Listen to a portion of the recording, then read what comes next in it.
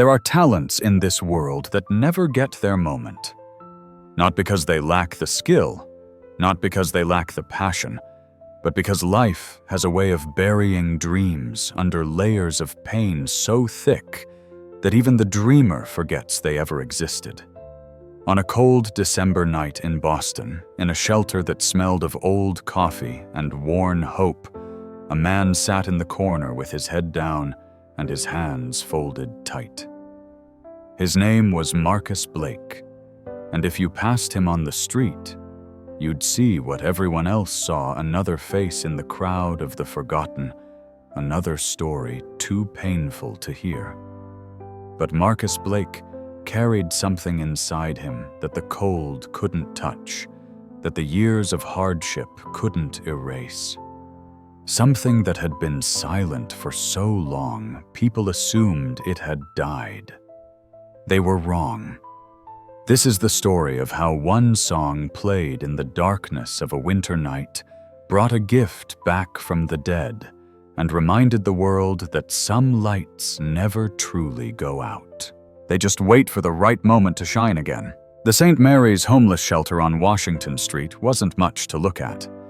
Peeling paint on the walls, flickering fluorescent lights overhead, rows of metal cots lined up like soldiers waiting for battle. It was the kind of place where people came when they had nowhere else to go, where dignity took a back seat to survival. Marcus Blake had been coming here for 3 years. 42 years old, but he looked closer to 60. His face was weathered like old leather, his eyes carrying the kind of exhaustion that sleep couldn't fix.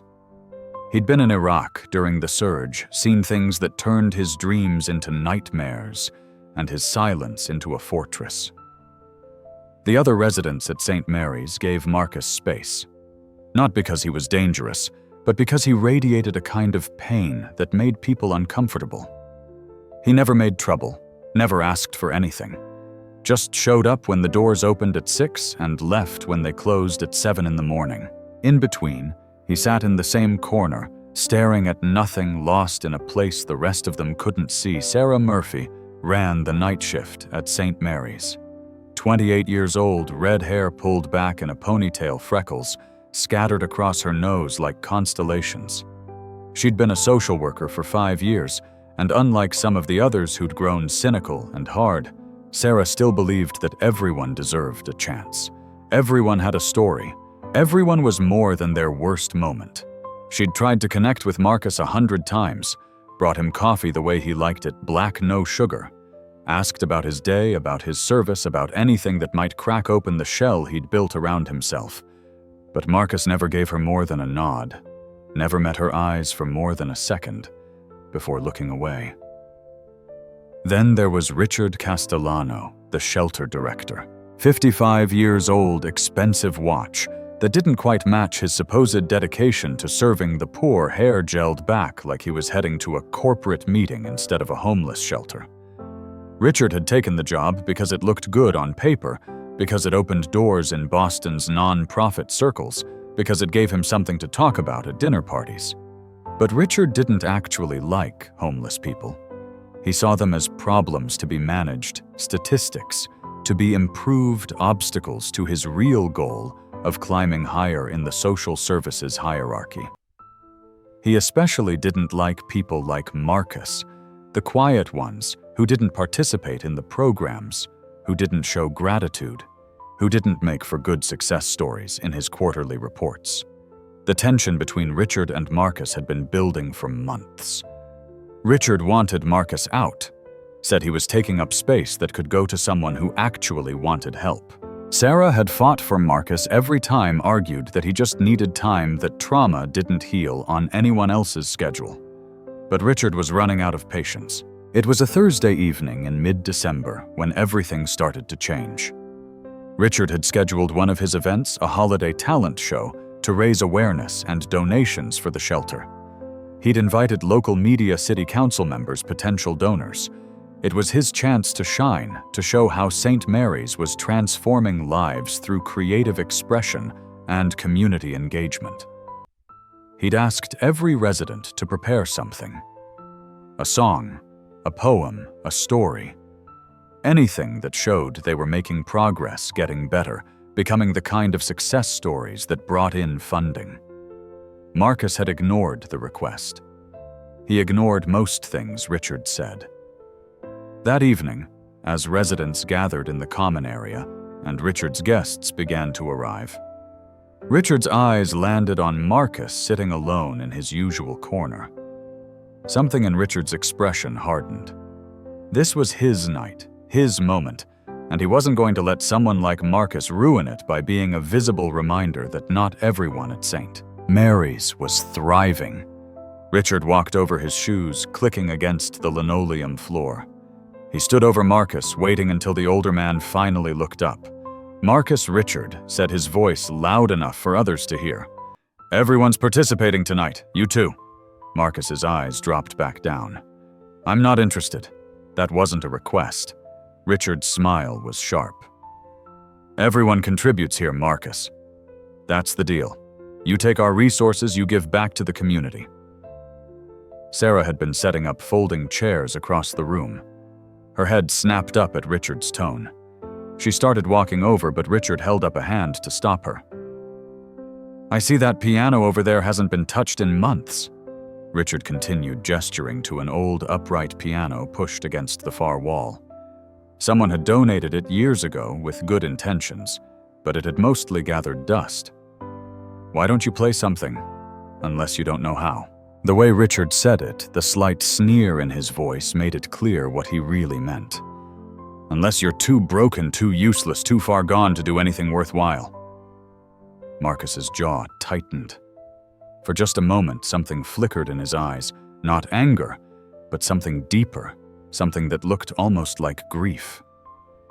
"I don't play," Marcus said quietly. "Can't or won't," Richard pressed. "Because there's a difference, Marcus.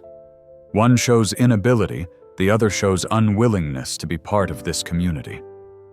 And we don't have room for people who won't even try." Sarah reached them then. "Richard, that's enough. Marcus doesn't have to perform if he doesn't want to." Richard turned on her his professional smile, never wavering, but his eyes cold. "Sarah, you're not the director here. I decide what's enough." He looked back at Marcus. "You have until the end of the night to reconsider. Otherwise, we'll need to discuss whether St. Mary's is the right fit for you." The threat hung in the air like smoke. Richard walked away to greet his guests, leaving Marcus sitting there with Sarah hovering nearby, uncertain what to say. "Marcus, I'm sorry," she whispered. "He can't actually kick you out for this. I won't let him." But Marcus wasn't looking at her. He was looking at the piano across the room, and his hands were shaking in his lap. Not from cold, not from weakness, but from something else entirely. Something that had been locked away for so long that even thinking about it felt like opening a door to a room he'd sworn never to enter again. Marcus Blake hadn't always been the man sitting in that shelter corner. Once, a long time ago, in a life that felt like someone else's dream, he'd been someone different entirely. He'd been 8 years old when his father first sat him down at their apartment piano in Brooklyn. The piano had been his father's most prized possession, a small upright that Thomas Blake had bought secondhand and lovingly restored. Thomas had been a music teacher at a local elementary school, barely making enough to support his family, but he'd never compromised on music. Music, he always said, was the language of the soul. Marcus had taken to the piano like he'd been born for it. His small fingers found the keys with an intuition that startled his father. Within months, he was playing pieces that students twice his age struggled with. Within a year, Thomas knew his son had something special. Within 2 years, everyone knew. Marcus remembered those Saturday mornings in their cramped Brooklyn apartment, his father sitting beside him at the piano, patient and proud. The sun would stream through their windows, catching dust motes in the air like tiny stars, and his father would guide his hands across the keys, teaching him not just the notes, but the feeling behind them. Music isn't about perfection, Marcus, his father would say. It's about truth. You play what you feel, and if you feel it honestly, the audience will feel it too.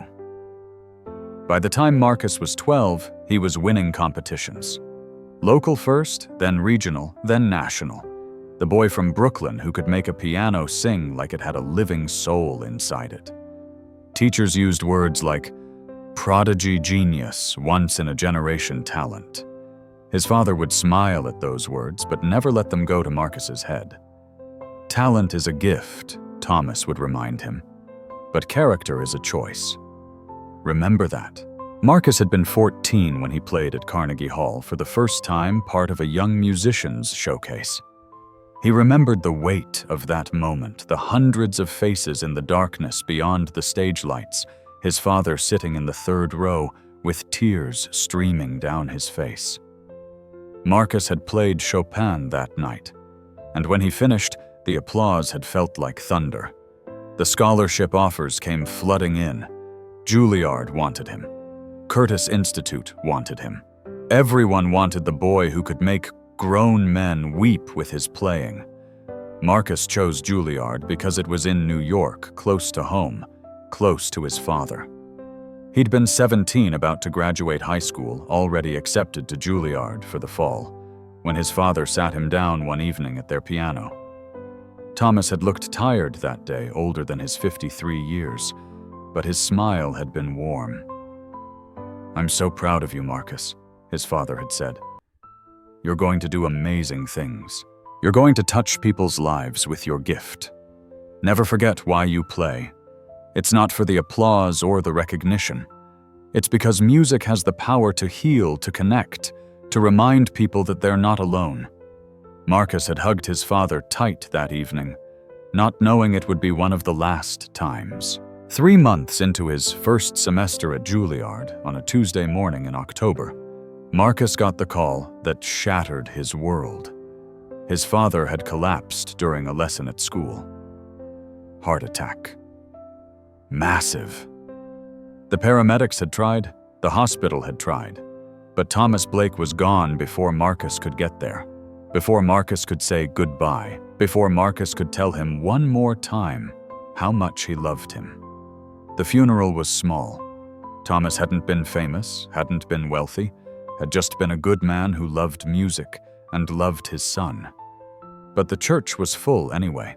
Students, colleagues, people whose lives Thomas had touched in quiet ways that Marcus was only beginning to understand. After the funeral, Marcus had gone back to Juilliard. Everyone told him to take time off, but he'd refused. His father would have wanted him to continue to not waste the gift he'd been given. So Marcus practiced and performed and went through the motions, but something inside him had broken that day in October, and he didn't know how to fix it. Every time he sat at a piano, he saw his father. Every note reminded him of those Saturday mornings, of his father's patient hands, guiding his own of his father's voice, saying music is the language of the soul. The grief was so overwhelming that playing became painful, like pressing on a wound that wouldn't heal. By the end of his first year at Juilliard, Marcus had stopped practicing. By the middle of his second year, he'd stopped performing. His teachers were concerned, his friends were worried, but Marcus couldn't explain what was happening to him. How could he tell them that the thing he'd loved most in the world had become the thing that hurt most to do? At 19, Marcus dropped out of Juilliard. At 20, with no direction and a grief he couldn't process, he enlisted in the army. People asked why, and he'd shrug and say something about wanting to serve his country, about needing discipline and purpose. But the truth was simpler and sadder. He was running.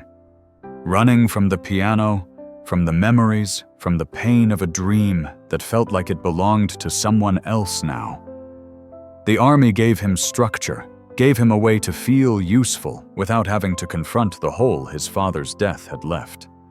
For a few years it worked. But then came deployment. Iraq, 2008, during some of the worst fighting. Marcus had been a supply specialist, not infantry, but in Iraq. There weren't clear lines between combat and support. He'd been in convoys that got hit, had been in the vehicle when an IED went off, had held his friend Davis as he bled out on a dusty road outside Fallujah because the medics couldn't get there in time. The nightmares started in Iraq. They followed him home. PTSD, the doctors called it, like giving it a name, somehow made it manageable. But Marcus couldn't manage it. The sounds set him off loud noises, sudden movements.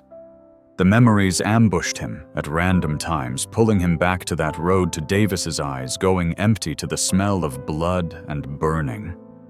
He tried to rebuild his life after his discharge, got a job at a warehouse, got married to a woman named Jennifer, who seemed to understand, who was patient with his bad days. For a little while, it almost worked. But PTSD doesn't heal on anyone else's schedule. The nightmares got worse. Marcus started drinking to sleep, started missing work, started pulling away from everyone because the effort of pretending to be okay was exhausting. Jennifer tried, bless her, she really tried. But after 3 years of watching Marcus disappear into himself, after 3 years of walking on eggshells around his triggers, after 3 years of being more caretaker than wife, she left. Marcus didn't blame her. He'd have left himself if he could. The job went next. Then the apartment. Then everything else, piece by piece, until Marcus found himself with a backpack and nowhere to go except the shelter on Washington Street. That had been 3 years ago. 3 years of existing, but not living, of getting through each day, but not looking forward to tomorrow, of being so far removed from the boy who'd played Carnegie Hall that it felt like a story about someone else entirely. The piano, Marcus hadn't touched one since his second year at Juilliard, 14 years ago. Hadn't even let himself think about it, because thinking about it meant thinking about his father, and thinking about his father meant confronting a grief so deep he didn't know where the bottom was. So he'd locked it all away. The talent, the memories, the pain. Locked it behind a door in his mind, and thrown away the key because some doors are too dangerous to open. Or so he thought. The talent show ended around 10 o'clock. Richard's guests left satisfied, having seen enough recovery stories and heartfelt performances to feel good about themselves and their donations.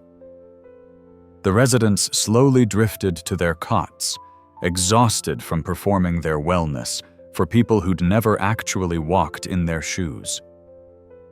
Marcus hadn't participated. He'd stayed in his corner the entire evening, feeling the weight of Richard's disapproving glances, knowing there'd be consequences in the morning. Sarah had tried to run interference, but even she looked worried as she told him goodnight. At 11, the lights dimmed to emergency mode. The shelter never went completely dark. Too many people with trauma needed to see their surroundings. Marcus lay on his cot, staring at the ceiling, listening to the sounds of 50 other people trying to find peace in sleep. He couldn't stop thinking about the piano. It had been sitting there all evening, visible in his peripheral vision like a ghost he was trying to ignore. Every time someone had walked past it, every time the light caught its worn wooden surface, Marcus had felt something stir in his chest.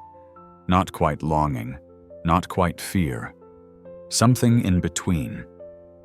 At 2 in the morning, when the shelter was as quiet as it ever got, Marcus gave up on sleep. He sat up carefully, not wanting to wake the man on the cot next to his, and made his way through the rows of sleeping residents toward the bathroom.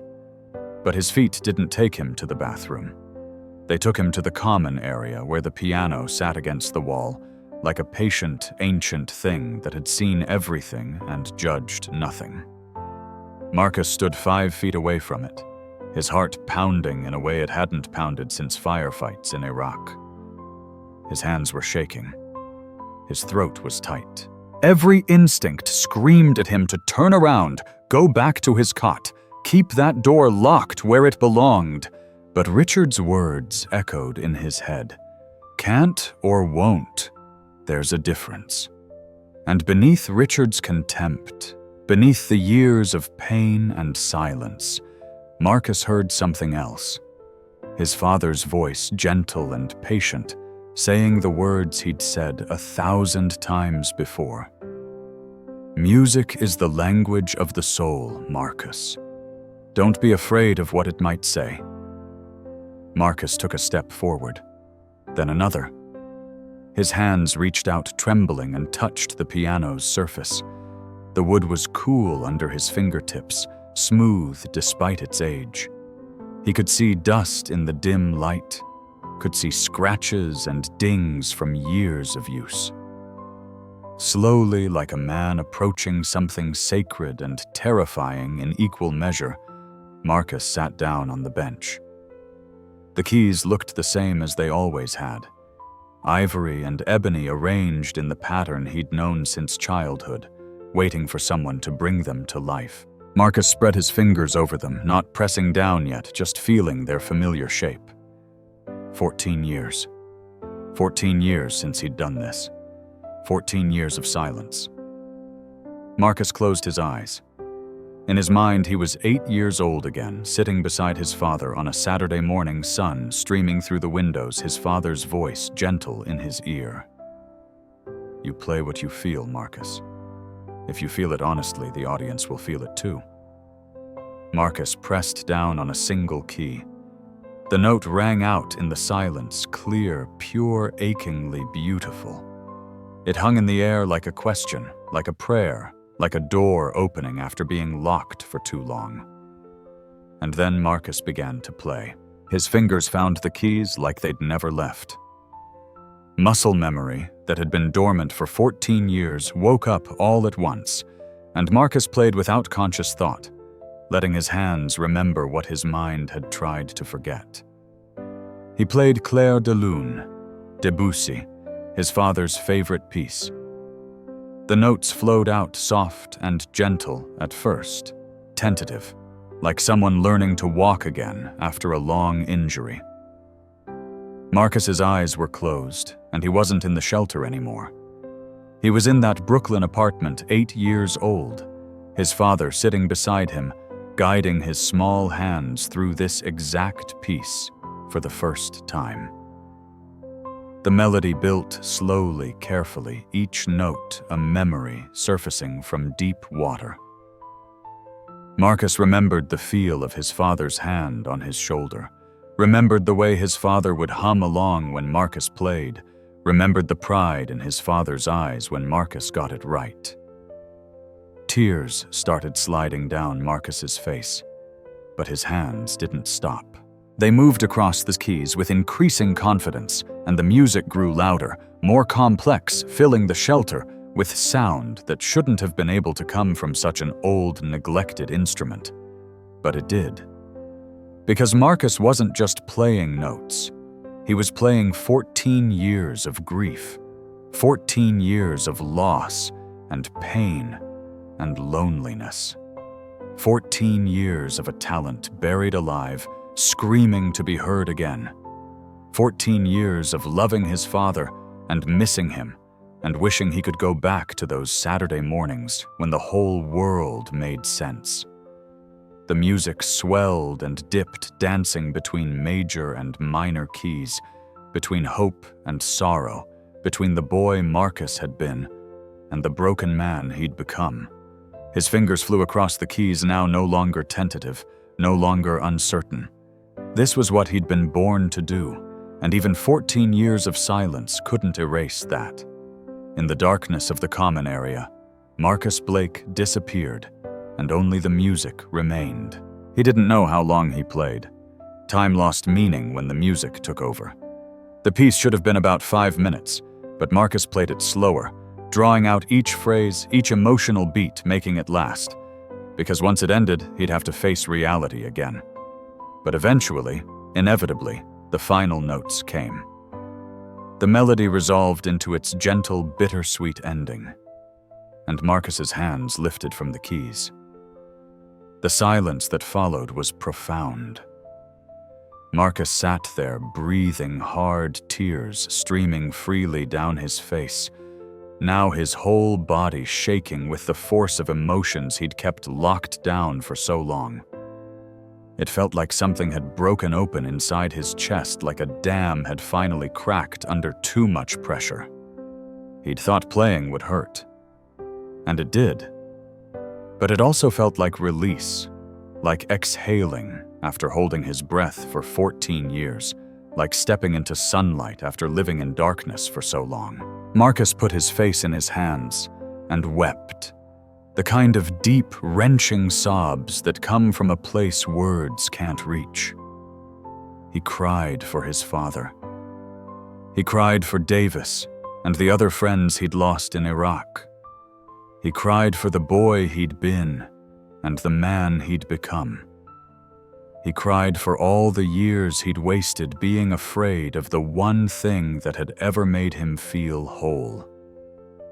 And he couldn't have known that he wasn't alone. Sarah Murphy had been in her small office doing paperwork when she first heard the music. At first, she'd thought she was imagining it. There was no reason for anyone to be playing the piano at 2 a.m. But the sound had been so clear, so beautiful, that she'd gotten up to investigate. She'd approached the common area quietly, not wanting to disturb whatever was happening.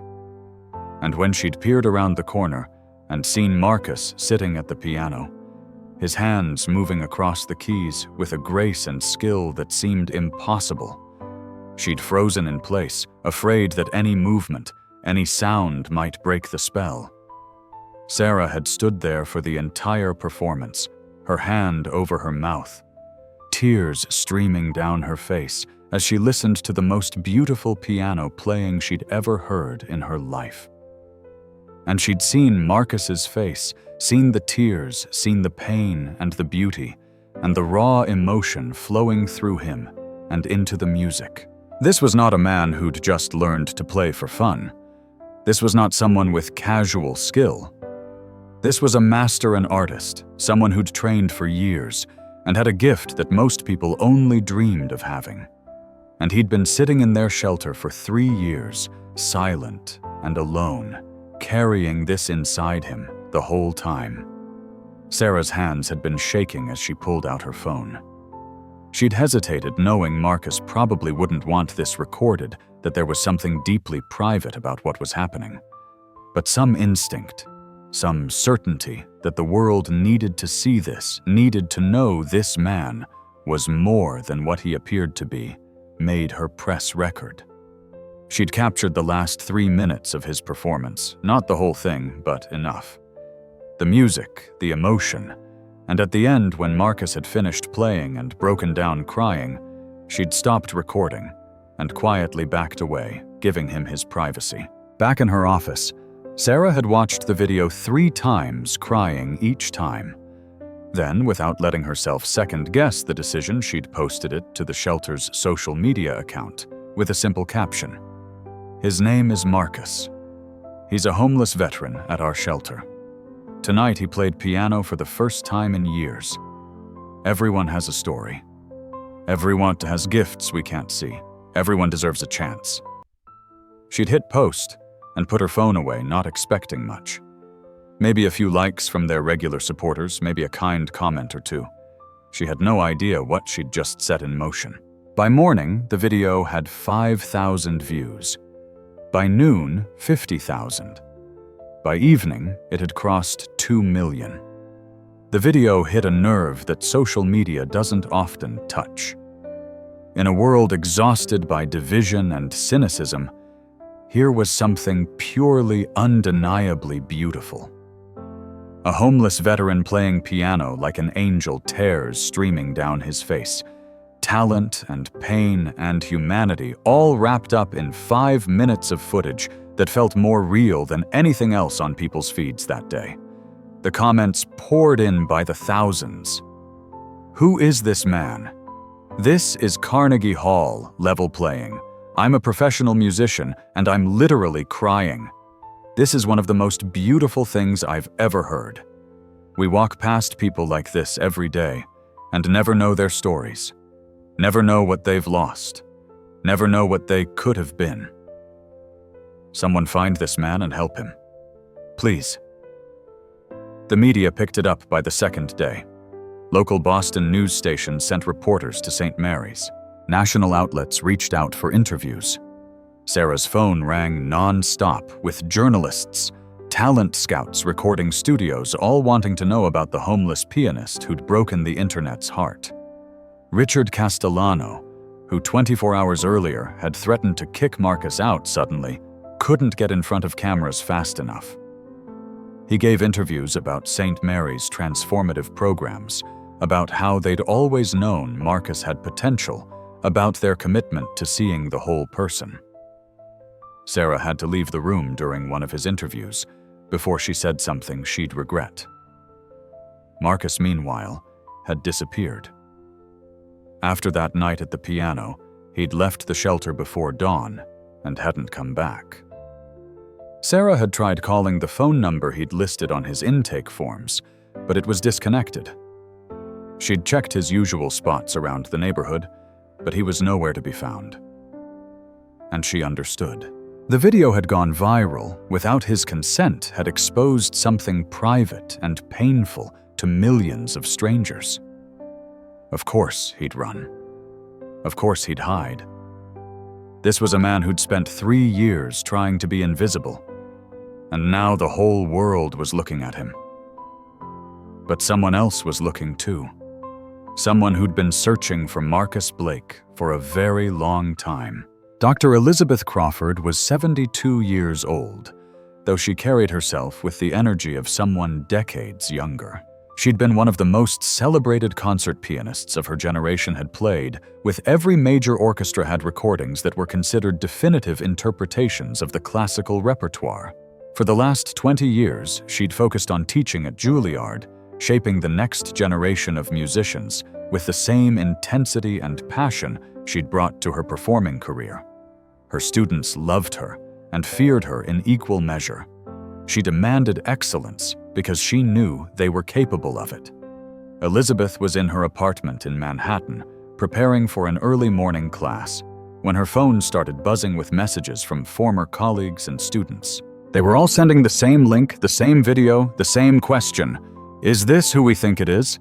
Elizabeth had watched the video once, then immediately watched it again, then a third time with her hand over her mouth and tears in her eyes. She'd only seen 30 seconds of his face at the end, but she didn't need more than that. She'd have recognized that playing anywhere would have known those hands even after 20 years. The technique, the emotion, the particular way he shaped phrases, it was unmistakable. Marcus Blake, her student, her protege, the most talented pianist she'd taught in 40 years of teaching, the boy who'd disappeared from Juilliard after his father died, who'd broken her heart when he walked away from music, who she'd spent years hoping would find his way back. And here he was, homeless in Boston, playing like an angel in a shelter at 2 a.m. Elizabeth had canceled her classes, had packed a bag, and had been on a train to Boston before noon. She'd called St. Mary's and gotten a flustered Richard on the phone, who'd tried to take credit for Marcus's talent before Elizabeth had cut him off with the kind of sharp efficiency that made students sit up straight in their chairs. "I need to speak with Marcus Blake immediately. I'm sorry, Dr. Crawford, but he's not here right now. He's been overwhelmed by the attention." "Do you know where he is?" "No, ma'am." Elizabeth had hung up and taken matters into her own hands. She'd been to Iraq, had played for troops, had connections with veteran services. She'd made calls, pulled strings, and by evening she had a lead on where Marcus might be.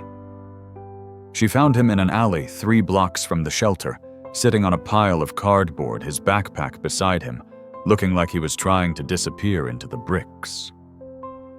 Elizabeth had approached slowly, carefully, the way you'd approach a wounded animal. Marcus had seen her, and his eyes had gone wide with recognition and something that looked like panic.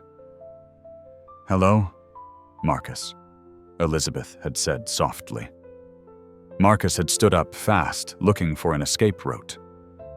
I'm sorry. I'm sorry about the video. I didn't mean for I'm not here about the video. Elizabeth had taken another step closer. I'm here because I've been looking for you for 20 years. I'm here because I never stopped believing in you. I'm here because that playing last night reminded me why I became a teacher in the first place. Marcus had shaken his head, backing away. That was a mistake. I shouldn't have played. I don't do that anymore. Why not? Because... Marcus's voice had cracked. Because it hurts too much. Because every time I sit at a piano, I see my father. Because I'm not that person anymore, Dr. Crawford. I'm broken. I'm used up. That boy you taught doesn't exist. Elizabeth had looked at him for a long moment, and her eyes had been full of compassion that Marcus didn't think he deserved. Talent doesn't disappear, Marcus, she'd said quietly. It just waits. And I heard what it was waiting to say last night. The whole world heard it. You played your grief and your loss and your pain, and it was the most honest, the most beautiful thing I've heard in years. I can't. Marcus had sat back down, putting his head in his hands. You don't understand. I'm not capable of being that person again. Then don't be that person. Elizabeth had sat down beside him on the cardboard, not caring about her expensive coat. Be this person. Be Marcus Blake, who survived war and grief and homelessness and still has music in his soul. Be Marcus Blake, who has something to say that needs to be said. She'd reached into her purse and pulled out an envelope. Carnegie Hall. 3 weeks from now. Winter benefit concert. I'm performing and I want you to perform with me. One piece. Your choice. Just you and the piano. Marcus had stared at the envelope like it might bite him. You can't be serious? I've never been more serious about anything in my life. I haven't practiced in years. I can't, Marcus. Elizabeth had put her hand over his. You played Clair de Lune last night after 14 years of silence, and it was perfect. Not technically perfect, you're out of practice, yes, but emotionally perfect, spiritually perfect. You played it the way your father taught you, the way I taught you. You played it like someone who understands that music is more than notes on a page. And that's what Carnegie Hall needs to hear. Marcus had looked at her then, really looked at her, and seen that she meant it. That she wasn't offering this out of pity or charity, but because she genuinely believed he could do it. I'm afraid he'd whispered. I know. Elizabeth had smiled. But you were afraid last night too, and you played anyway. Fear means it matters, Marcus. And this matters. Marcus hadn't taken the envelope that day. He'd thanked Dr. Crawford, had promised to think about it, and then he'd avoided her for the next 48 hours. She'd tried calling Sarah at the shelter, had left messages, had even shown up at St. Mary's twice looking for him. But Marcus had made himself scarce. He'd found a different place to sleep, had stayed away from his usual spots, because part of him knew that if Elizabeth found him again, if she pushed harder, he might actually say yes. And saying yes terrified him more than anything had terrified him in years. Because performing at Carnegie Hall meant stepping back into that world. It meant being Marcus Blake the pianist again, instead of Marcus Blake the invisible homeless veteran. It meant confronting everything he'd run from his father's death, his lost career, the grief that still sat like a stone in his chest even after all these years. It meant opening that door he'd locked shut and facing what was on the other side. On the third day, Sarah finally tracked him down at a coffee shop where he'd been nursing one cup for 3 hours. She'd sat down across from him without asking permission, her expression a mix of frustration and compassion. She's not going to give up. You know, Sarah had said. Dr. Crawford, she's been at the shelter every day asking about you. She says you're running from the best opportunity you'll ever get. Maybe I am. Marcus had stared into his cold coffee. Maybe I have good reason. What reason? What could possibly be worth walking away from Carnegie Hall, from a chance to do what you were born to do? Marcus had looked up at her then, and his eyes had been full of pain. Because what if I fail? What if I get up on that stage and freeze? What if I prove that I really am as broken as I feel? What if everyone sees that the video was just a fluke, that I'm not actually talented anymore, that whatever gift I had died a long time ago? Sarah had reached across the table and grabbed his hand. Marcus, I was there that night. I heard you play. That wasn't a fluke. That was the real you breaking through 14 years of silence. That was your soul speaking, and it was beautiful. Everyone who saw that video knows it was real. You don't understand. Marcus had pulled his hand away. That night I wasn't trying to be good. I wasn't performing. I was just playing for my father. Playing like no one was listening. But Carnegie Hall, that's different. That's thousands of people judging every note. That's critics and professionals and people who'll expect me to be something I'm not anymore.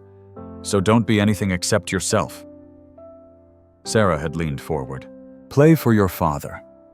Play like you did that night. Don't play for the audience or the critics or anyone else. Play because you have something inside you that needs to come out. Marcus had shaken his head.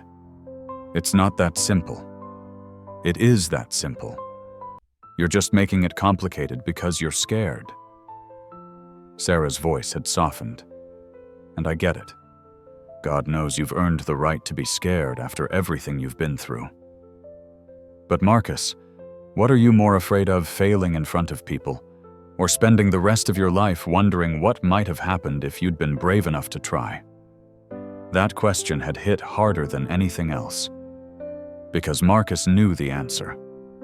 He'd already spent 14 years wondering what might have been, living with regret, haunted by the ghost of the musician he'd once been. And it had been slowly killing him in ways that had nothing to do with being homeless or dealing with PTSD. But knowing the answer and acting on it were two different things. I need time, Marcus had finally said. You have 3 weeks until the concert. Use them. Sarah had stood up to leave, then paused. One more thing. Dr. Crawford left this for you. She'd pulled out the envelope and placed it on the table. Inside was the Carnegie Hall invitation, along with a handwritten note on cream-colored paper. Marcus had waited until Sarah left before opening it. The note was brief, written in Elizabeth's elegant script. Marcus, your father once told me that you had the ability to make people feel things they'd forgotten how to feel. That your playing could break hearts open and put them back together in the same moment. I watched him cry with pride every time you performed. Don't let his memory be the reason you stop playing. Let it be the reason you start again. With love and faith, Elizabeth. Marcus had read it 3 times, and by the end, he was crying again. Crying because she was right. Crying because his father would have wanted him to play, would have been heartbroken to know his death had been the thing that silenced his son. Crying because for the first time in 14 years, Marcus was starting to believe that maybe possibly he could find his way back. But belief and action are 2 different things. And Marcus still wasn't sure he had the courage to actually go through with it. It took Marcus 2 more days to return to St. Mary's.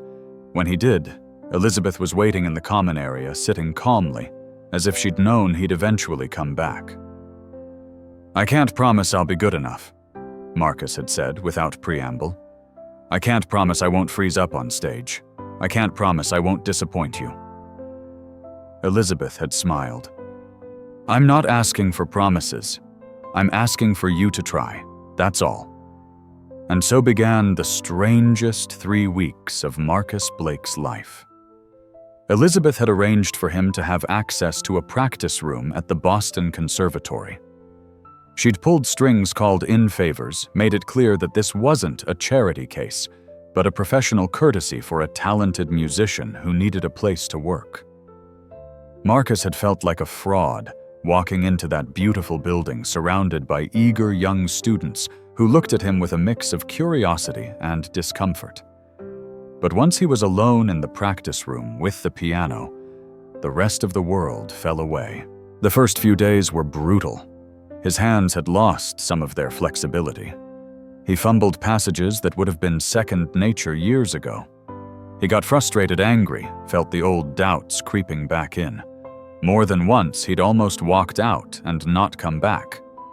But Elizabeth was there, patient and unrelenting. She'd work with him for hours, not critiquing his technique, so much as reminding him how to feel the music again, how to let it flow through him instead of trying to force it out. "You're thinking too much," she'd tell him. "Stop trying to be perfect. Just play what you feel." Sarah came by most evenings after her shift at the shelter. She'd sit in the corner of the practice room and listen, offering encouragement during breaks, bringing him food because he kept forgetting to eat. Her presence became a constant comfort, a reminder that people believed in him even when he struggled to believe in himself. But it wasn't just the playing that was hard. It was everything the playing brought up. Every piece reminded him of his father. Every phrase triggered memories, his father's hands guiding his father's voice offering gentle corrections, his father's face glowing with pride. And with those memories came grief so sharp it felt physical. More than once, Marcus had broken down in the middle of practicing, sobbing at the piano, while Elizabeth sat quietly nearby, letting him feel what he needed to feel. She'd been through this with other students, understood that sometimes healing meant breaking open before you could become whole again. "Talk to me about him," Elizabeth had said one evening, after Marcus had stopped playing mid-phrase, overwhelmed by emotion. "Tell me about your father." And Marcus had. He'd talked about Thomas Blake, about Saturday mornings and Brooklyn apartments, and a man who'd loved music more than anything except his son. He'd talked about the guilt he carried, the feeling that he'd betrayed his father by walking away from music, that he'd wasted the gift his father had worked so hard to nurture. "Your father didn't give you music, so you'd carry guilt," Elizabeth had said gently. "He gave it to you so you'd have joy, so you'd have a way to process the world, to connect with people, to express things words can't touch. The fact that you stopped playing after he died doesn't mean you betrayed him. It means you loved him so much that losing him broke your heart. And that's okay, Marcus. It's okay that you needed time. But it's also okay to come back now."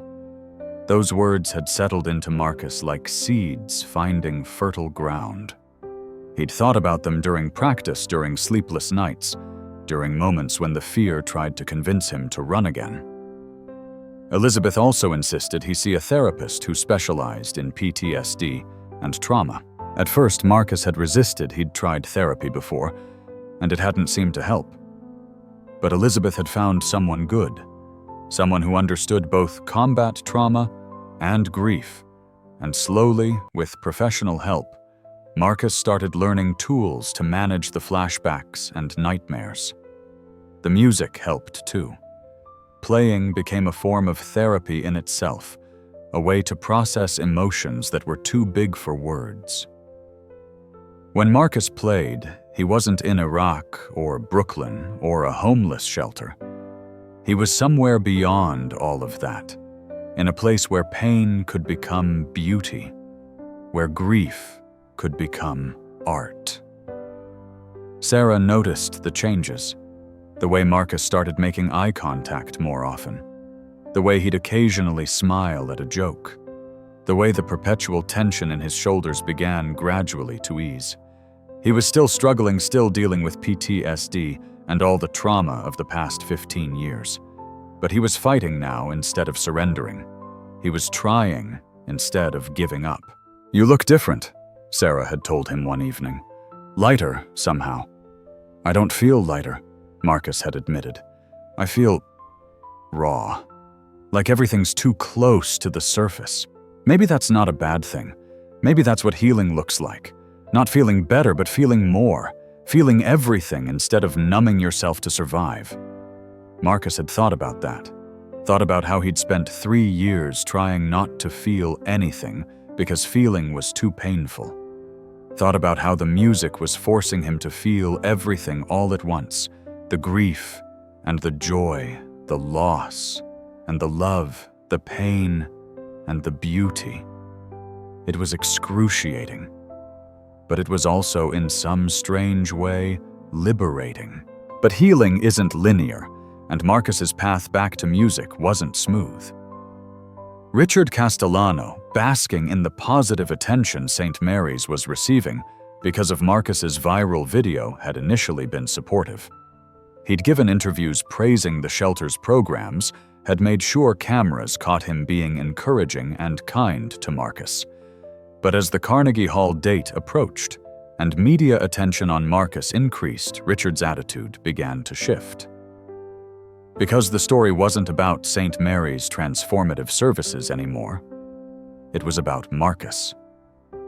And Richard didn't like being sidelined in his own narrative. It started with small things. Richard began enforcing rules he'd previously ignored: curfews, mandatory program attendance, paperwork requirements. Every time Marcus tried to leave for practice, Richard found some reason why he needed to stay at the shelter first. Some meeting he needed to attend, some form he needed to fill out, some chore that suddenly became urgent. "You're still a resident here," Richard would say with that thin smile. "You still need to follow our structure. We can't show favoritism just because you're getting attention." Sarah pushed back every time, arguing that Marcus needed space to prepare for the biggest opportunity of his life. But Richard was the director, and he made sure Sarah knew it. The real blow came 2 weeks before the concert. Marcus had arrived at the practice room to find his access revoked. The conservatory apologized. Apparently, there had been a complaint about noise levels, about a disruptive presence making students uncomfortable. The complaint had come from an anonymous source, but Marcus knew. He knew. Richard had made calls, had used his connections in Boston's non-profit world to sabotage Marcus's preparation. Because if Marcus failed at Carnegie Hall, if he couldn't perform well enough, the story would shift back to being about St. Mary's supportive environment, trying to help a struggling veteran. But if Marcus succeeded, if he triumphed, he wouldn't need St. Mary's anymore. And Richard couldn't stand that. Elizabeth had been furious when she found out. She'd made her own calls, had threatened legal action, had used every bit of influence she had. Within 24 hours, Marcus had access to an even better practice space at a different location. But the damage was done. Marcus had lost precious practice time, and more importantly, his confidence had taken a hit. "He's right," Marcus had said to Sarah that night. "I don't belong in places like that. I'm not a real musician anymore. I'm just some homeless guy pretending he still has talent." "Stop it." Sarah's voice had been sharp. "That's exactly what Richard wants you to think. He wants you to believe you're not good enough, that you should give up, that you should stay small and grateful for whatever scraps he decides to give you. Don't let him win, Marcus." But it wasn't just Richard. Marcus's PTSD was getting worse as the stress increased. The nightmares came back with a vengeance. He'd wake up in the shelter confused and terrified, sure he was back in Iraq. Loud noises would send him spiraling. Crowds made him anxious. And the thought of performing in front of thousands of people at Carnegie Hall triggered panic attacks that left him shaking.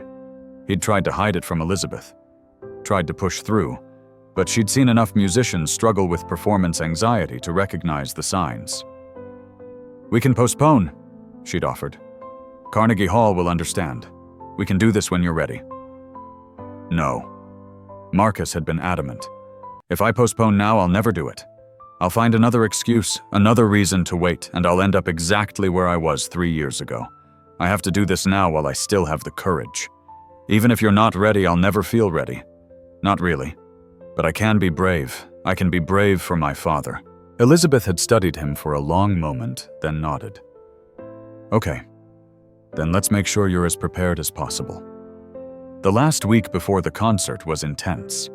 Elizabeth had Marcus practicing 8 hours a day, not drilling technique, but building confidence, reminding him why he played what the music meant. She'd bring in friends, small audiences of 5 or 6 people, so Marcus could practice performing in front of others without the overwhelming pressure of thousands of eyes. Sarah arranged for him to see his therapist more frequently. They worked on grounding techniques for when the panic started to rise, breathing exercises to manage anxiety, ways to stay present instead of disappearing into traumatic memories. The pieces Marcus had chosen were deliberate. Clair de Lune, because it was his father's favorite, because it represented love and loss in equal measure, and Rachmaninoff's Prelude in C-sharp minor, because it represented everything Marcus had survived: dark, powerful, redemptive, a journey from despair to hope. But knowing what to play and being able to play it under pressure were two different things. And as the date approached, Marcus's doubts grew louder than his confidence. 3 days before the concert, he'd called Elizabeth at midnight, his voice shaking. "I can't do this. I'm sorry. I thought I could, but I can't. I'll let everyone down. My father, you, Sarah, everyone who believes in me. I'm going to get up on that stage and prove that I'm exactly what Richard said. I am a broken man pretending to be something he's not." Elizabeth had let him talk himself out. Then, when he'd finally gone quiet, she'd said, "Marcus, do you know why I invited you to perform at Carnegie Hall? Not because I think you're going to give a technically perfect performance. Not because I think you're the same musician you were at 18. I invited you because I heard your soul in that video. I heard someone who has something true to say, something the world needs to hear. And yes, you might make mistakes. Yes, you might be imperfect. But you'll be honest. And in the end, that's all that matters. What if honest isn't enough?" "It's always enough, Marcus. Always." 2 days before the concert, Sarah had helped Marcus with something he'd been avoiding for years. She'd driven him to a cemetery in Brooklyn, to a modest grave marked with a simple headstone, "Thomas Blake, beloved father and teacher." Marcus hadn't been there since the funeral 17 years ago. He'd told himself it was too painful, that he couldn't bear to see his father's name carved in stone, a permanent reminder of everything he'd lost. But standing there now, with Sarah's hand in his, and the winter sun breaking through clouds overhead, Marcus felt something shift. "Hi, Dad," he'd whispered, and his voice had cracked. "I'm sorry. It's been so long. I'm sorry I ran away. I'm sorry I let you down." Sarah had squeezed his hand, but stayed quiet, letting him find his words. "I'm playing at Carnegie Hall in 2 days. Can you believe that? After all this time, after everything that happened, I'm going back.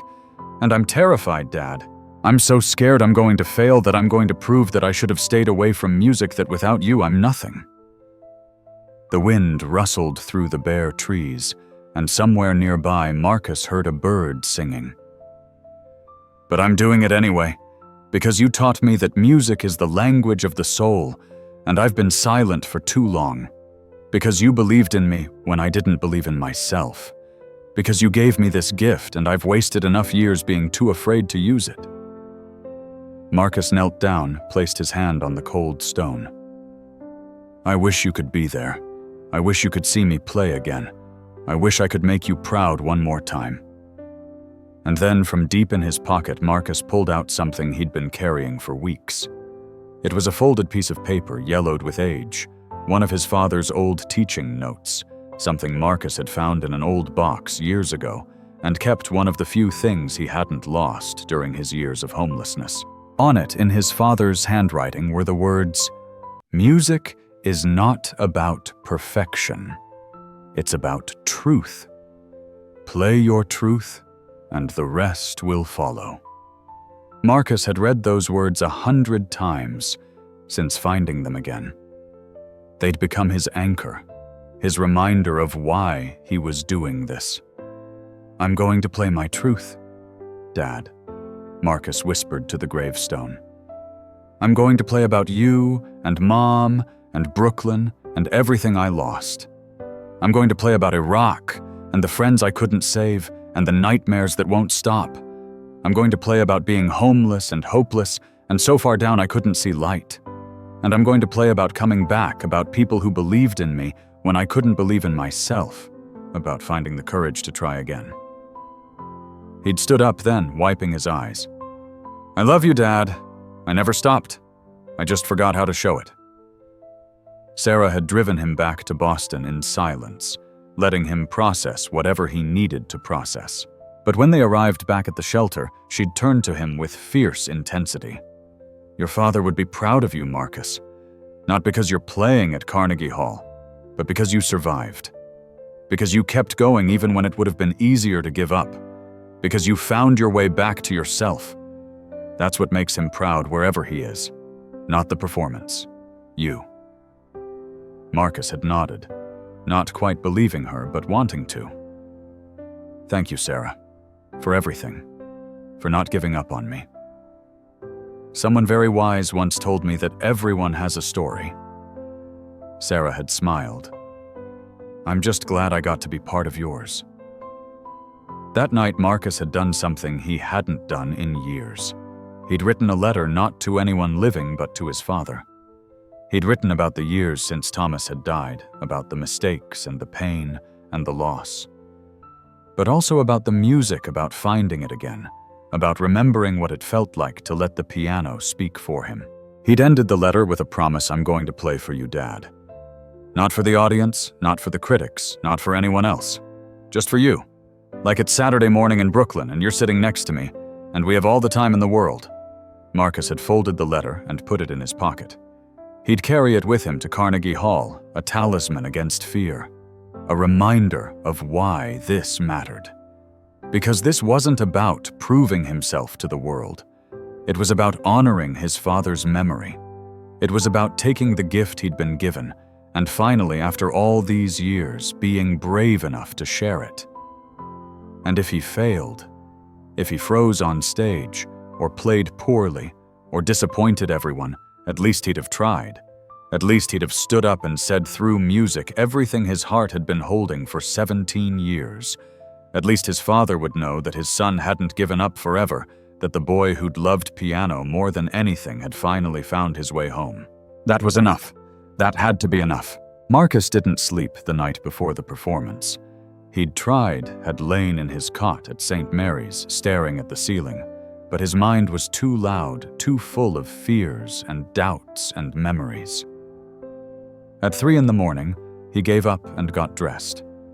The shelter was quiet, everyone else asleep, but Marcus couldn't stay still. He needed to move, needed to walk, needed to do something with the nervous energy that felt like electricity under his skin. He'd written a note for Sarah. Couldn't sleep. Going for a walk. I'll be back for the ride to NY. Don't worry. And left it on her office door. Then he'd slipped out into the Boston night. The city was different at this hour. Quieter, emptier, almost peaceful. Marcus walked without direction at first, just letting his feet take him where they wanted to go. He passed closed shops and sleeping buildings, watched his breath mist in the cold December air, tried not to think about what the next day would bring. But of course he couldn't stop thinking about it. In less than 24 hours he'd be on the Carnegie Hall stage. Him, Marcus Blake, the homeless veteran who'd been invisible for 3 years, the broken man who'd thought his music had died along with his father. He'd be standing in front of thousands of people in one of the most prestigious concert halls in the world playing piano like none of the past 15 years had happened. The absurdity of it hit him all at once, and Marcus found himself laughing a slightly hysterical sound that echoed in the empty street. How had his life gotten here? How had a video filmed at 2 a.m. turned into this? His feet had carried him without conscious decision back to the cemetery. It was closed at this hour. Gates locked, but Marcus stood outside looking at the rows of headstones visible in the moonlight. His father was in there sleeping under frozen ground, never to see what tomorrow would bring. "I wish you were here," Marcus said to the darkness. "I wish you could tell me it's going to be okay. I wish you could sit in the audience tomorrow and give me that smile you used to give me before performances, the one that said you believed in me even when I didn't believe in myself." The wind picked up cold and sharp, and Marcus pulled his jacket tighter. "But you're not here. You haven't been here for 17 years. And I have to do this alone. I have to walk onto that stage and play without you there to guide me, without you there to remind me what matters, without you there to be proud of me." Marcus's voice broke. "And I'm so scared, Dad. I'm so scared I'm going to fail. I'm so scared that everyone's going to realize I'm a fraud, that I don't deserve this chance, that I'm just a broken veteran who had one good moment that I'll never be able to recreate." He stood there for a long time, crying quietly, letting himself feel the fear and grief and doubt. And then, slowly, another feeling began to surface. Not confidence exactly, not certainty, but something softer, something that felt like acceptance. His father was gone. That was a fact Marcus couldn't change, no matter how much he wished otherwise. But his father's love, his father's belief, his father's lessons, those weren't gone. They lived in Marcus, in his hands, in the way he heard music, in the reason he was still standing here after everything he'd been through. "You're not here," Marcus whispered. "But you're not really gone either, are you? You're in every note I play. You're in every lesson you taught me. You're in the courage it took to sit at that piano again. You're in the decision to say yes to Carnegie Hall, even though I'm terrified." The moon broke through clouds, casting silver light across the cemetery. "So I'm going to play tomorrow, Dad. I'm going to play for you. And maybe I'll make mistakes. Maybe I'll be imperfect. Maybe I won't live up to what everyone expects, but I'll be honest. I'll play my truth just like you taught me. And I have to believe that's enough. I have to believe that you'd be proud of me for trying." Marcus had stood there until the sky began to lighten in the east, until the darkness gave way to the gray of pre-dawn. Then he'd walked back to the shelter, his heart still heavy, but his resolve strengthened. Today was the day. Ready or not, it was happening. And Marcus Blake was going to face it the only way he knew how, with music, with honesty, and with his father's memory guiding every note. The Isaac Stern Auditorium at Carnegie Hall holds 804 people. Every single seat was filled. Marcus stood backstage wearing a suit that Elizabeth had bought for him, simple, elegant, black. He looked different than the man who'd sat in the shelter corner just weeks ago. His hair was cut, his face shaved, his eyes clearer than they'd been in years. But his hands were shaking. Sarah was there, having taken the day off to drive down with him. She'd held his hand in the car the entire 3-hour drive, listening to him cycle through panic and determination and panic again. Now she stood beside him, gripping his hand tight. "You've got this," she whispered. "You've already survived the hardest part. Playing is easy compared to everything you've been through." Marcus wanted to believe her. He really did. Elizabeth appeared elegant in a long gown, her silver hair swept up. She'd already performed her portion of the concert, a beautiful rendition of Mozart that had earned a standing ovation. Now, it was Marcus's turn. "Remember what I told you," Elizabeth said, taking his face in her hands. "Don't play for them. Don't play for the critics or the cameras or anyone out there who doesn't matter. Play for your father. Play for yourself. Play because you need to say something that only music can express." Marcus nodded, not trusting his voice. And Elizabeth smiled. "I'm already proud of you. Whatever happens out there, that doesn't change." The stage manager appeared. "Mr. Blake, you're on in 2 minutes. This was it. No more delays, no more second chances." Marcus had to walk out onto that stage and do the thing that terrified him more than anything else in his life. Sarah hugged him tight. Go show them what real talent looks like." Marcus walked to the stage entrance. He could hear the murmur of the crowd, could sense the weight of all those eyes about to focus on him. His heart was pounding so hard he could hear it in his ears. His hands were ice cold. His legs felt like they might give out.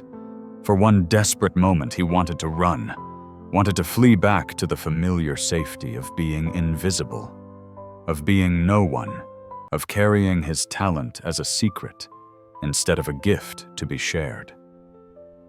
But then he thought of his father, thought of those Saturday mornings in Brooklyn, thought of the letter in his pocket and the promise he'd made at the cemetery. Marcus stepped onto the stage. The lights were bright, blinding at first. The grand piano sat in the center like a black jewel, polished and perfect. And beyond the lights, stretching up into darkness, were rows and rows of faces. Thousands of them, all watching, all waiting. Marcus's breath caught. For a second, he couldn't move, couldn't think, couldn't do anything except stand there and feel the overwhelming weight of all those expectations pressing down on him. Then in the third row, he saw them. Sarah sitting next to Elizabeth, both of them smiling up at him with so much belief it made his throat tight. And next to Elizabeth, an empty seat. The seat they'd reserved for his father, knowing he couldn't be there, but honoring his memory anyway. Marcus looked at that empty seat, and something inside him settled. He walked to the piano and sat down. Adjusted the bench, placed his hands on the keys. And in that moment, Carnegie Hall disappeared. The audience disappeared. The fear disappeared. It was just Marcus and the piano and his father's memory, and that was all he needed. He began to play. Clair de Lune unfolded like a whispered prayer. The notes fell soft and gentle at first, tentative, like someone learning to speak again after a long silence. Marcus's eyes closed, and he wasn't at Carnegie Hall anymore. He was 8 years old, sitting next to his father, learning this piece for the first time. He could almost feel his father's hand on his shoulder, could almost hear his father humming along. The melody built slowly, carefully. Marcus's hands moved across the keys with increasing confidence, and the music filled the hall with a beauty that made the audience hold its breath. This wasn't just technical skill. This was emotion, given form, grief, transformed into art, love, expressed in the only language that could contain its depth. Marcus played the way his father had taught him, not with perfection, but with truth. Every note carried weight, carried meaning. The soft passages were tender with memory. The crescendos surged with pain and longing. The resolution at the end was bittersweet, beautiful, and sad in equal measure, like saying goodbye to someone you'll love forever. When the final note faded into silence, the hall remained still. Not a cough, not a rustle, not a sound. Just silence, so complete it felt sacred. Marcus's hands lifted from the keys, and he opened his eyes. Tears were streaming down his face, but he didn't wipe them away. Let them see, he thought. Let them see that this is real, that this matters, that music is more than entertainment. It's survival, it's healing, it's the language we use when words fail us. Then the applause began. Not politely, not gradually, but like a wave breaking, sudden and overwhelming and powerful. The entire audience rose to their feet too. 804 people, standing, clapping, some crying, some smiling, all of them recognizing that they'd just witnessed something rare and true. But Marcus barely heard it, because he was looking at that empty seat in the third row, and for just a moment he could have sworn he saw his father sitting there, smiling that smile that said, "I'm proud of you. I've always been proud of you. You were always enough." Marcus stood, bowed slightly, and took a shaky breath. "One piece down, one more to go." He sat back down at the piano. The audience settled, eager to hear what came next. Marcus placed his hands on the keys once more, and this time when he began to play, there was no hesitation. Rachmaninoff's Prelude. In C-sharp minor, opened with 3 thunderous chords that shook the hall. Powerful, dark, ominous, the sound of everything Marcus had survived. The chaos of war, the depths of grief, the long nights of homelessness and despair. His hands crashed across the keys, and the piano responded with music that was almost violent in its intensity. But then the melody shifted, softened, found hope in the darkness. The middle section was tender and searching, a man looking for redemption, for meaning, for a reason to keep fighting. Marcus's hands moved with certainty now, his technique flawless, his interpretation profound. He'd lived this piece. Every note was earned. The music built and built, growing in power and complexity, and Marcus played like a man possessed. Sweat beaded on his forehead. His whole body moved with the rhythm his soul poured out through his fingertips. This wasn't just performance. This was catharsis. This was exorcism. This was every demon he'd fought, every nightmare he'd survived, every moment he'd wanted to give up, but hadn't. And then in the final section, the piece transformed into something triumphant, not happy exactly, but victorious. The sound of someone who'd walked through hell and come out the other side changed, but not broken.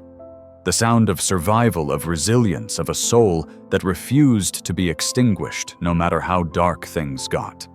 The final chords rang out with authority and power, and Marcus's hands came down on the keys one last time with such force that the sound reverberated through the hall like a declaration, "I'm still here. I'm still standing. I survived." The last note faded into silence, and then the hall exploded. The audience didn't just stand, they surged to their feet. The applause was thunderous, overwhelming, punctuated by shouts of bravo, and the kind of emotional response that classical musicians dream of inspiring. People were crying openly, embracing strangers overcome by what they'd just experienced. Marcus stood at the piano, shaking, exhausted, barely able to process what was happening. He looked out at the sea of faces, all of them on their feet, all of them celebrating not just his playing, but his survival, his courage, his refusal to let his gift die, no matter how much life tried to bury it. He saw Elizabeth in the 3rd row, tears streaming down her face, applauding with a joy that made her look decades younger. He saw Sarah beside her, openly sobbing, so proud she could barely contain it. And he saw that empty seat, and imagined his father standing there too, applauding harder than anyone, saying through the distance of years and death what he'd said so many times when Marcus was young. "That's my boy. That's my beautiful, talented, courageous boy." Marcus bowed once, twice, 3 times. The applause didn't stop. It went on and on, 5 minutes that felt like forever, the entire audience refusing to let the moment end. Finally, after what felt like an eternity, Marcus walked off stage. His legs almost gave out as soon as he was in the wings. Elizabeth was there immediately, catching him, holding him, while he sobbed against her shoulder. "You did it," she whispered. "My God, Marcus, you did it? That was transcendent. That was one of the most beautiful performances I've ever witnessed." Sarah appeared, wrapping her arms around both of them, crying and laughing at the same time. "I knew you could do it. I knew it." But Marcus couldn't speak. He could only cry, releasing years of pent-up emotion, letting himself feel the relief and pride and overwhelming gratitude that he'd survived to see this moment, that he'd found the courage to try, that his father's legacy lived on through his hands. He'd done it. Against all odds, against every reason to give up, he'd done it. And for the first time in 17 years, Marcus Blake felt like himself again. The green room backstage at Carnegie Hall was chaos. Media clamored for interviews. Audience members pushed for autographs. Industry professionals wanted to talk contracts and recordings and future performances. Everyone wanted a piece of the story, wanted to be connected to the homeless veteran whose comeback performance had just become legendary. Marcus, overwhelmed and still emotionally raw, let Elizabeth and Sarah run interference. They fielded questions, took business cards, promised follow-ups, while giving Marcus space to breathe. But there was one interview Marcus did agree to. A local news station that had covered his story from the beginning, that had treated him with dignity and respect, even when he was just another face at a homeless shelter. The reporter, a kind woman named Jennifer Chen, sat with Marcus in a quiet corner of the green room. Her questions were gentle, thoughtful. "What was going through your mind when you walked onto that stage?" she asked. Marcus had taken a breath, choosing his words carefully. Honestly, terror. Absolute terror. But also, gratitude. Gratitude that I was still alive to feel that fear. Gratitude for everyone who believed in me when I didn't believe in myself. Gratitude for my father, who gave me this gift and taught me how to use it. What do you want people to take away from your story? Marcus had looked directly at the camera, then speaking to everyone who might watch this interview. That it's never too late. That talent doesn't have an expiration date. That the person you walk past on the street, the person you ignore or dismiss or judge, might be carrying something beautiful inside them that just needs a chance to be heard. He'd paused, emotion making his voice thick. And that grief and trauma and hard times don't erase who you fundamentally are. They change you, yes. They leave scars. But your core, your gift, your purpose, those things wait. They wait for you to be ready to reclaim them. Do you have a message for others struggling with PTSD, with homelessness, with feeling like they've lost themselves? Don't give up. Marcus had said, simply.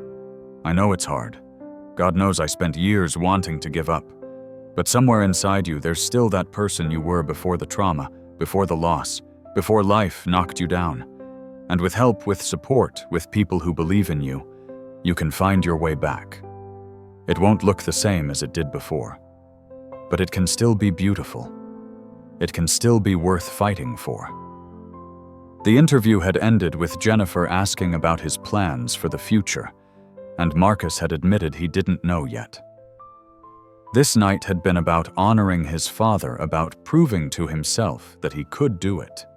What came next was still uncertain. But for the first time in years, uncertainty didn't feel like terror. It felt like possibility. The news of Marcus's triumphant performance reached Boston before he did. By the time Sarah drove him back the next morning, St. Mary's shelter was surrounded by media. Richard Castellano, ever the opportunist, was in his element. He'd arranged a press conference, had prepared remarks about how the shelter's supportive environment had enabled Marcus's recovery, how this was proof that their programs worked. But when Marcus and Sarah arrived and saw what was happening, Sarah's expression had hardened.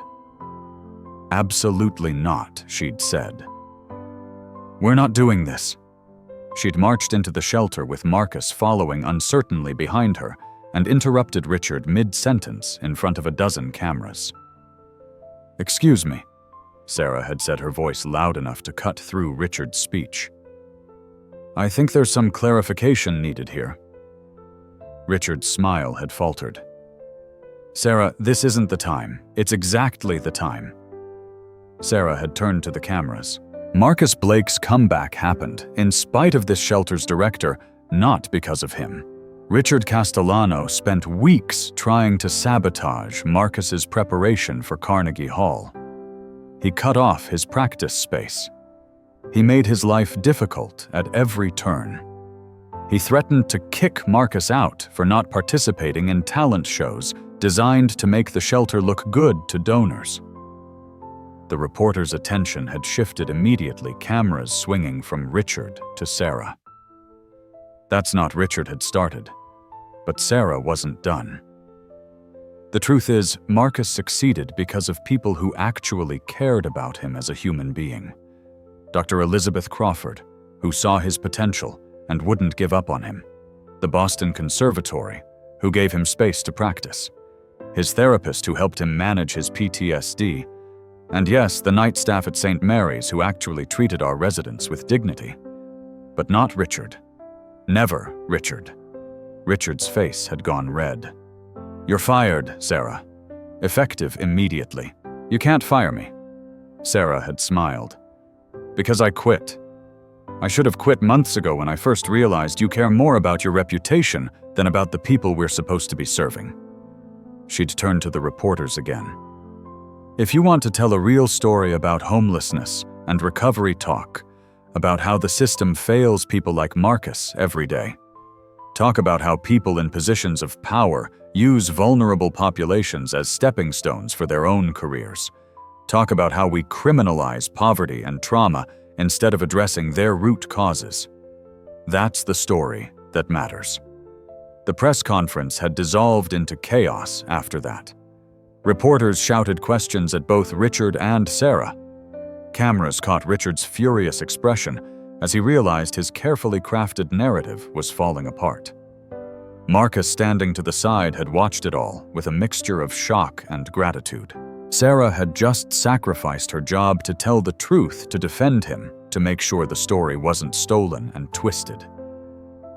Later, after the media had finally dispersed, and Richard had retreated to his office to do damage control, Marcus had found Sarah in the break room, packing up her personal belongings. "You didn't have to do that," he'd said quietly. "You didn't have to quit." Sarah had looked up at him with a fierce smile. "Yes, I did. I couldn't work for someone like him anymore. Couldn't pretend that what he was doing was okay. And I couldn't let him take credit for your success when he'd done everything possible to prevent it. But your job, I'll find another job. One where I can actually help people instead of being part of a system that uses them." She'd zipped up her bag. "Besides, I have a feeling you might need a manager soon. Someone to help you navigate all the offers that are going to come flooding in. And I happen to be very good at telling people no when necessary." Marcus had laughed a real laugh, surprised and genuine. "Are you offering to be my manager? Someone has to keep you from getting taken advantage of. Might as well be me." The news about Richard's behavior had spread fast. Within a week, he'd resigned under pressure, his reputation in Boston's non-profit community destroyed. An investigation revealed he'd been mismanaging funds and mistreating residents for years. St. Mary's board had issued a public apology and immediately began searching for new leadership. Sarah had been offered the director position. She'd accepted on the condition that she could overhaul how the shelter operated, more dignity for residents, more focus on individual needs, less emphasis on one-size-fits-all programs that looked good on paper but didn't actually help people heal. Justice, it turned out, sometimes actually gets served. 3 months after Carnegie Hall, Marcus's life had transformed in ways he couldn't have imagined. Record labels had reached out, but Marcus had been selective. He'd signed with a small independent label known for artistic integrity, and they'd recorded an album of solo piano works. Half the proceeds would go to veteran services and homeless support programs. The album had been released to critical acclaim, praised for its emotional honesty and technical brilliance. But more importantly, Marcus had found his purpose beyond performing. With Elizabeth's help, he'd established the Thomas Blake Music Foundation. Its mission was simple: provide free music education and instruments to underprivileged youth, homeless individuals, and veterans struggling with PTSD. Music as therapy. Music as healing music, as a way back to yourself when you've lost your way. The foundation partnered with shelters, VA hospitals, community centers. They hired music therapists and teachers who understood trauma, who knew how to work with people who'd been broken by life. They didn't just teach technique, they taught music as a language of the soul, just like Thomas Blake had taught his son all those years ago. Marcus also accepted a position teaching at a community college in Boston. His students weren't prodigies headed to Juilliard. They were working adults, immigrants, learning English, elderly people, fulfilling lifelong dreams, veterans using education benefits to build new lives. Marcus loved teaching them more than he'd ever loved performing for crowds. He'd found an apartment, nothing fancy, just a small one-bedroom near the college. But it was his with a piano in the living room where he could play whenever he wanted. Sometimes he'd play for hours, working through new pieces or revisiting old ones. Other times he'd just sit at the piano and think about his father feeling grateful for the gift he'd been given, and the second chance he'd fought so hard to earn. Sarah had become more than his manager. She'd become his closest friend, the person who understood him better than anyone. They'd have dinner once a week, talking about the foundation's progress, about his students, about her work transforming St. Mary's into a model for how shelters could actually serve their residents with dignity. Elizabeth visited Boston regularly, checking in on Marcus's teaching, attending his occasional performances, proud of what he'd built from the ashes of his broken life. And once a month, Marcus would drive to Brooklyn. He'd visit his father's grave, sit beside the headstone, and tell Thomas everything that had happened. About the performances, the students, the foundation carrying his name.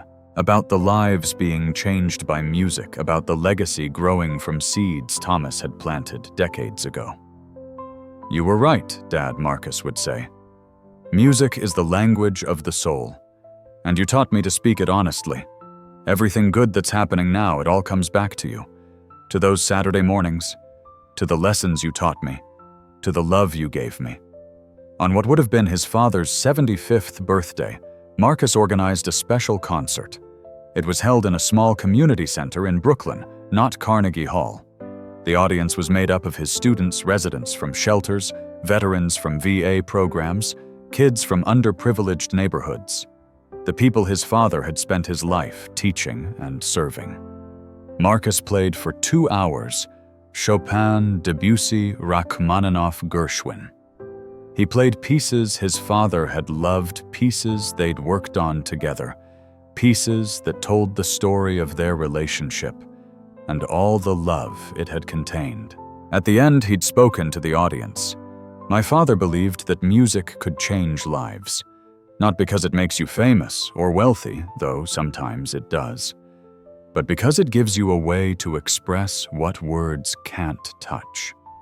It gives you a way to process grief, to celebrate joy, to connect with others, to remember who you are when life tries to make you forget." He'd gestured to the audience. "Everyone here tonight has survived something. We've all been broken in different ways. We've all struggled and suffered and wondered if we'd ever feel whole again. But we're here. We survived. And music is part of how we heal." Marcus had placed his hands on the piano one more time. "This last piece is for anyone who's ever felt lost. For anyone who thinks their best days are behind them. For anyone who believes they've gone too far down to ever come back." He'd played Clair de Lune one more time, pouring every ounce of love and loss and hope and redemption into those familiar notes. And when he finished, the small community center was absolutely silent, the same sacred silence that had filled Carnegie Hall 3 months earlier. Because great music transcends venue. Great music finds the heart, no matter where it's played. And Marcus Blake, the homeless veteran who'd found his way back to himself through grace and courage and a father's enduring love, had become exactly what Thomas had always known he could be. Not a famous pianist, though he'd achieved that too, but something better, a healer, a teacher, a living testament to the truth that it's never too late to come home to yourself. A year after that night in the shelter, Marcus Blake stood in the practice room at St. Mary's, the same room where that old piano had sat gathering dust. The piano had been refurbished, now tuned and polished, transformed from a neglected relic into an instrument that sang with warmth and clarity. Around the room, 15 people sat at various instruments or waited their turn at the piano. Veterans mostly. Some recently discharged, some who'd been struggling for years. All of them dealing with trauma that words couldn't adequately describe. This was Marcus's weekly music therapy group run through the Thomas Blake Foundation in partnership with the VA and St. Mary's Shelter. No pressure to perform, no judgment about skill level. Just space to explore music as a tool for processing what they'd been through. An older veteran named James was at the piano, slowly working through a simple melody. His hands shook, whether from age or PTSD. Marcus wasn't sure, but he was trying, and that's what mattered. Good Marcus encouraged gently. Don't worry about hitting every note perfectly. Just feel the rhythm. Let the music flow through you. James nodded, and something in his expression softened as he continued playing. When he finished, the group applauded, and James smiled, a small thing, but profound for someone who'd looked hollow-eyed when he first arrived weeks ago. After the session ended, as people filtered out, James approached Marcus. "Can I ask you something?" James said hesitantly. "Of course. Do you really believe it gets better? That music can actually help with..." He gestured vaguely, unable to name the nightmares, the flashbacks, the weight of carrying memories no one should have to carry. Marcus looked at this man who reminded him so much of himself, a year ago lost, hurting, barely holding on. I believe Marcus said carefully that healing isn't linear. It's not like you're broken one day and fixed the next. But music gives you a tool for processing what you're feeling. It gives you a way to express pain that might otherwise eat you alive from the inside. And it reminds you that you're more than your trauma, that you still have beauty inside you worth sharing. James's eyes had welled up. I used to play guitar, before deployment. Haven't touched one in 8 years. Why not? Same reason you didn't touch a piano for 14 years, I'm guessing. James smiled sadly. Too many memories, too much loss. Easier to lock it away than deal with what it brings up. Marcus nodded, understanding completely. What if you brought your guitar next week? You don't have to play for the group, but maybe just see how it feels to hold it again. See if there's still a part of you in there that wants to play. James had looked uncertain, but nodded slowly. Maybe. Maybe I will.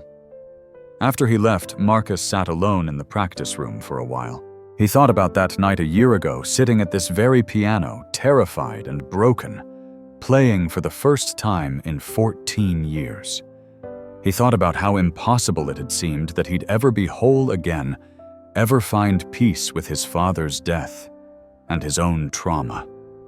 He thought about the journey from that night to this moment, Carnegie Hall, the foundation his teaching, the lives he was now able to touch because he'd been brave enough to touch those piano keys again. It hadn't been easy. There were still hard days, still nights when the nightmares came, still moments when grief ambushed him without warning.